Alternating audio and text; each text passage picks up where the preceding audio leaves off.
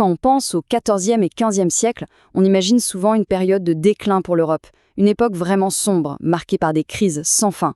Mais, et si cette vision était incomplète? Et si, sous ce chaos apparent, se cachaient en fait les véritables fondations de notre monde moderne? Voilà la grande question qu'on va explorer ensemble. On va voir comment, au cœur de la tourmente, de nouvelles formes de pouvoir, de nouvelles nations ont réussi à émerger et elles en sont sorties plus fortes et plus centralisées que jamais. Alors, pour commencer, on va s'intéresser au cas de la France. C'est peut-être l'exemple le plus spectaculaire de la manière dont une crise vraiment profonde, peut forcer une transformation radicale. Au début du XIVe siècle, il faut s'imaginer le royaume de France comme un immense puzzle. Le roi, en réalité, ne contrôle directement qu'une toute petite partie du territoire. Le reste est aux mains de grands-ducs, de comtes, et surtout, une part énorme du sud-ouest, la Guyenne, appartient au roi d'Angleterre. C'est une situation d'une fragilité incroyable. Et cette fragilité, elle va être exploitée de la manière la plus brutale qui soit. Les Anglais vont utiliser une tactique terrible qu'on appelle la chevauchée. L'idée, ce n'est pas tant de conquérir, mais de détruire. On pille, on brûle tout, on ruine l'économie pour prouver une chose, que le roi de France est incapable de protéger son peuple.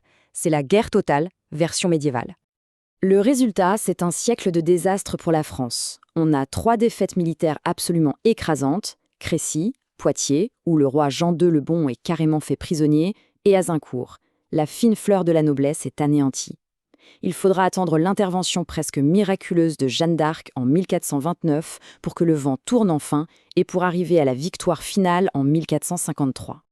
Et comme si la guerre contre l'Angleterre ne suffisait pas, le royaume va sombrer dans une terrible guerre civile.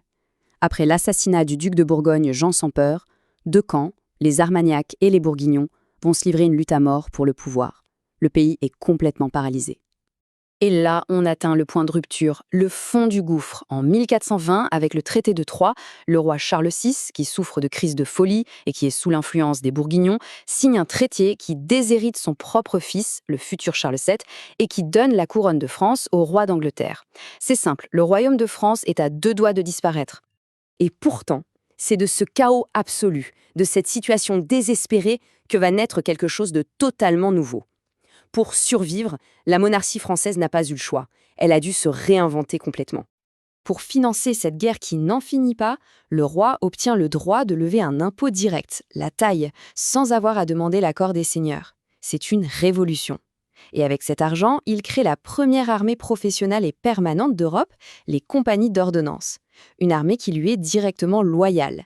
L'État moderne, centralisé et fiscal est en train de naître sous nos yeux.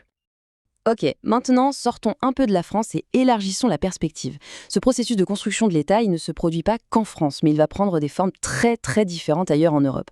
On va regarder notamment l'Italie et la péninsule ibérique. Rien qu'en regardant ces 2 cartes, on voit tout de suite 2 trajectoires politiques radicalement opposées. D'un côté, l'Italie, qui ressemble à un kaléidoscope de cités-États, de républiques marchandes et de petits territoires qui se font la guerre. De l'autre, la péninsule ibérique, où la tendance est clairement à la consolidation. De grands royaumes chrétiens commencent à fusionner pour former des ensembles beaucoup plus vastes. L'Italie du Nord, à l'époque, c'est un véritable chaudron de cités-États. Milan, Venise, Florence, elles sont incroyablement riches, dynamiques, mais en guerre constante les unes avec les autres. Le pouvoir, il est détenu soit par de grandes familles de banquiers, comme les Médicis à Florence, soit par des chefs de guerre mercenaires, les fameux condottieri. Aucune puissance n'arrive à unifier la péninsule. Ça crée un équilibre très instable, mais en même temps un terreau hyper fertile pour la finance et les arts de la Renaissance. Dans la péninsule ibérique, la dynamique est totalement inverse. Là-bas, il y a un moteur idéologique et militaire très puissant, la Reconquista, qui a forgé sur des siècles de grands royaumes chrétiens. Des royaumes soudés par un objectif commun, la reconquête des terres sur les royaumes musulmans. Et puis arrive l'événement qui va tout changer, le véritable acte de naissance de ce qui deviendra l'Espagne. C'est le mariage en 1469 d'Isabelle de Castille et de Ferdinand d'Aragon. Cette union personnelle des 2 plus grandes couronnes ne fait pas que rassembler des territoires, elle aligne leurs forces militaires, leurs ambitions politiques. L'unification est bel et bien en marche. Allez, direction l'Europe centrale maintenant, où on observe un autre contraste fascinant, celui entre le vieux Saint-Empire romain germanique, un peu impotent, et la montée fulgurante d'un tout nouvel acteur, la Bourgogne. Le Saint-Empire. Rien que le nom n'est impressionnant, non ? Sauf qu'en réalité, à cette époque, c'est un peu une coquille vide. C'est une mosaïque de centaines de principautés, de villes libres, de territoires religieux. L'empereur a en fait très peu de pouvoir réel. Et la différence fondamentale, elle est là. L'empereur est élu par une poignée de princes très puissants, et ces princes s'assurent de garder leur propre autonomie en limitant son autorité. À l'inverse, le roi de France est héréditaire, et il passe son temps à essayer de briser le pouvoir de ces mêmes nobles pour centraliser le royaume entre ses mains. On a vraiment deux modèles politiques qui s'affrontent. Et c'est pile entre ces deux géants, la France et l'Empire, qu'un État au développement spectaculaire va tenter de créer une troisième voie, le duché de Bourgogne. Les ducs de Bourgogne, qui sont pourtant issus de la famille royale française, vont utiliser une stratégie de mariage absolument redoutable. En à peine quelques générations, ils accumulent des territoires parmi les plus riches d'Europe. Ils créent un État qui rivalise en puissance, mais aussi en prestige culturel, avec le royaume de France. La cour de Bourgogne devient le modèle absolu de la chevalerie et du luxe en Europe. Mais voilà, cet État si puissant est en fait incroyablement fragile. Il repose sur l'ambition démesurée d'un seul homme, le dernier grand-duc, Charles le Téméraire. Et quand il est tué à la bataille de Nancy en 1477, son rêve s'effondre avec lui. Sans héritier mâle, ses terres sont immédiatement dépecées, absorbées par ses grands rivaux, le roi de France d'un côté et les Habsbourg d'Autriche de l'autre. Alors, que retenir de tout ça? En regardant la France, l'Italie, l'Ibérie, l'Empire, la Bourgogne, on voit se dessiner une tendance de fond, une tendance qui est née directement des crises de cette fin du Moyen-Âge. En fait, la logique de l'époque est implacable.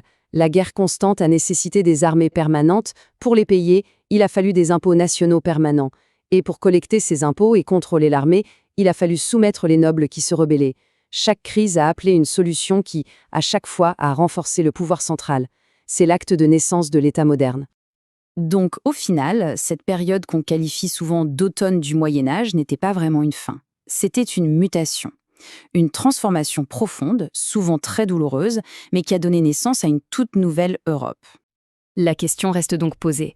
Faut-il voir dans la guerre, la peste et le chaos la fin d'un monde, ou bien au contraire le creuset brûlant dans lequel les nations et les États que nous connaissons aujourd'hui ont été forgés ?